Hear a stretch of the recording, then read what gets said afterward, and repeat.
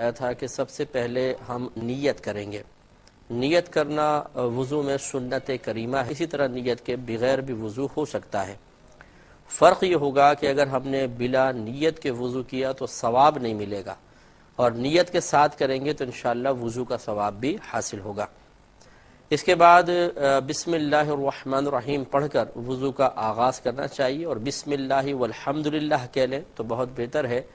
کہ ایک حدیث کریمہ میں یہ آیا ہے کہ جو بسم اللہ والحمدللہ کہہ کر وضو کرتا ہے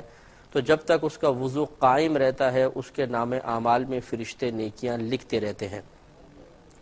اس کے بعد اونچی جگہ پر بیٹھ کر وضو کرنا سنت مستحبہ ہے، اور اس کی وجہ میں نے آپ کو بتائی تھی کہ وضو کے جو قطرات ٹپک رہے ہوتے ہیں، اعضاء وضو سے گر رہے ہوتے ہیں، ان میں چونکہ نجاست حکمیہ ہوتی ہے، یعنی یہ ہمارے بے وضو پن کو لے کر گر رہے ہوتے ہیں، اور یا پھر اگر جیسے ہم پہلے سے باوضو ہیں اور صرف ثواب کی نیت سے وضو پر وضو کر رہے ہیں تو یہ ہمارے گناہوں کی آلودگی کو لے کر گر رہے ہوتے ہیں، تو اس لیے مناسب نہیں ہے کہ یہ پانی کپڑوں پر گرے۔ اس لیے میں نے آپ کو طریقہ عرض کیا تھا کہ اگر ممکن ہو سکے تو تولیہ والا جو رومال ہے، کیونکہ جذب بہت اچھا کرتا ہے، اسے اپنے پاس رکھیں۔ جب آپ چہرہ دھو چکیں تو ہلکا سا اتنا اس کو چہرے پر تولیہ کو لگا لیں کہ ٹپکنے والے قطرات اس میں جذب ہو جائیں۔ مکمل طریقہ ختم نہ کریں، اس طرح جب دونوں ہاتھ دھوئے تو ہاتھوں کو تھوڑا سا کر لیں، تو پھر فائدہ یہ ہوگا جب آپ پیر دھوتے ہیں، جیسے بیٹھ کے بھی اگر پاؤں دھو رہے ہیں تو یقینی سی بات ہے چہرہ یہاں ہوتا ہے، تو ہوتا یہی ہے کہ اگر ہم پہلے چہرے سے ٹپکنے والے قطرات کو صاف نہیں کرتے ہیں یا روکنے کا اہتمام نہیں کرتے ہیں تو وہ سب کے سب کپڑوں پر گرتا ہے۔ تو اگرچہ یہ جو کپڑوں پر گر رہا ہے اس سے کپڑے ناپاک تو نہیں کہلائیں گے، کیونکہ یہ مائع مستعمل کہلاتا ہے، اور مائع مستعمل کا حکم میں نے آپ کو بتایا تھا کہ یہ ناپاک تو نہیں ہوتا، لیکن یہ گناہوں کی آلودگی لے کر نکل رہا ہے، گندگی کے ساتھ گر رہا ہے، تو اس لیے اس کا کپڑوں پر گرانا مکروہ تنزیہی ہوتا ہے۔ ہاں یہ ضرور ہے کہ فقہاء نے واضح طور پہ لکھا کہ اگر یہ وضو کے قطرات مسجد میں ٹپکائے جائیں تو مکروہ تحریمی ہے، یعنی حرام کے نزدیک ہیں، اس لیے کہ مسجد کو اس قسم کے پانی سے آلودہ کرنا شرعاً جائز نہیں ہے۔ ویسے بھی پانی نہیں گرانا چاہیے، لیکن یہ تو ہماری گناہوں کی گندگی سے آلودہ پانی ہے یا پھر ہماری نجاست حکمیہ کو لے کر گر رہا ہے، اس لیے مسجد میں یہ پانی نہ گرایا جائے، یہ بہت ہی بہتر ہے۔ اس لیے اگر گرے گا تو یہ مکروہ تحریمی ہے۔ تو اس سے ہمارے وہ بھائی بھی درس حاصل کریں کہ جو کبھی ملاحظہ کرتے ہیں کہ امام صاحب جماعت کروا رہے ہیں اور ان کو خوف یہ ہوتا ہے کہ اگر تھوڑی سی بھی دیر ہوئی تو شاید امام صاحب رکوع میں چلے جائیں گے، تو جلدی وضو کر کے اور پھر بھاگتے ہیں مسجد کے فرش پر، اور ان کے داڑھی سے، ان کے چہرے سے یا ہاتھوں سے پانی ٹپک رہا ہوتا ہے اور مسجد کا فرش آلودہ ہو رہا ہوتا ہے۔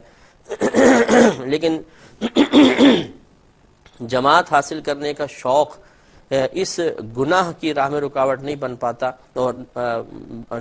اور وہ بھاگتے ہوئے مسجد کو آلودہ کرتے ہوئے نکل جاتے ہیں، یہ قطعاً غیر مناسب ہے، اس میں احتیاط کرنی چاہیے۔ اس کے بعد اب ہم کلی کریں گے، پہلے کلی کریں، سیدھے ہاتھ سے کلی کرنا سنت مبارکہ ہے، اور کلی کرنے کا مطلب صرف یہ نہیں ہے کہ تھوڑا پانی منہ میں لیں اور گھما کے پھینک دیں، بلکہ وضو میں کلی کرنا اور اس کے بعد ناک میں پانی چڑھانا سنت مؤکدہ ہیں۔ سنت مؤکدہ کا حکم یہ ہے کہ ایک دو بار ترک کیا تو برا کیا، اور ترک کی عادت بنا لیں گے تو گناہ گار ہوں گے، اور اس میں غرغرہ کرنا بھی سنت ہے، اس لیے غرغرہ کیا جائے۔ آج کے پہلے سائل منتظر نے پہلے کال لیتے ہیں، پھر انشاءاللہ میں سلسلہ کلام جاری رکھنے کی کوشش کروں گا۔ السلام علیکم۔ تو میں آپ کو بتا رہا تھا کہ وضو میں کلی کرنا اور ناک میں پانی چڑھانا دونوں سنت مؤکدہ ہیں، لیکن کلی کرنے کا یہ طریقہ نہیں ہے کہ تھوڑا سا پانی لیا اور صرف منہ میں گھما کر پھینک دیا، بلکہ غرغرہ بھی کرنا ہے۔ تو گویا کہ منہ میں پانی گھمانا پھر غرغرہ کرنا، یہ دونوں مل کر ایک سنت مؤکدہ ہیں۔ تو اگر کوئی صرف منہ میں پانی گھماتا ہے اور غرغرہ نہیں کرتا ہے تو اس کا مطلب ہے کہ وہ سنت مؤکدہ پوری نہیں کر رہا ہے، اور آپ کو معلوم ہے کہ سنت مؤکدہ، جیسے بھی میں نے بتایا کہ سنت مؤکدہ کا ایک دو بار چھوڑنا برا ہے، یعنی گناہگار تو نہیں بنیں گے، شریعت ناپسند کرتی ہے، لیکن اگر اس کے چھوڑنے کی عادت بنا لیں گے تو پھر گناہگار بھی ہوں گے۔ تو اس لیے کلی غرغرے سمیت ہی کریں، اگر کوئی نہیں کرتا ہے تو آئندہ کرنے کی کوشش کریں۔ ایک دفعہ کلی کرنے کے بعد پھر مسواک کرنا سنت مؤکدہ ہے، یہ بھی سنت مؤکدہ لکھا ہے فقہاء نے کہ کلی کرنے کے بعد مسواک کی جائے۔ اگر آپ کے پاس مسواک نہیں ہے تو آپ انگلی دانتوں پر پھیر لیں، یہ کافی ہے، یا اگر ہونا تو یہ چاہیے کہ آپ مسواک ہی لیں، کیونکہ یہ اعلی ادائے سنت ہے،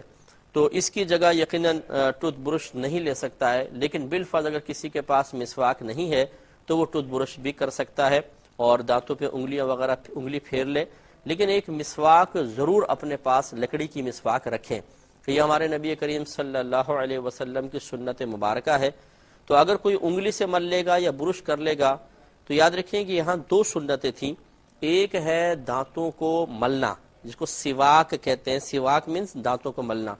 اور ایک اس دانتوں کو ملنے کے لیے لکڑی استعمال کرنا، یعنی لکڑی کی مسواک استعمال کرنا، دو سنتیں ہیں۔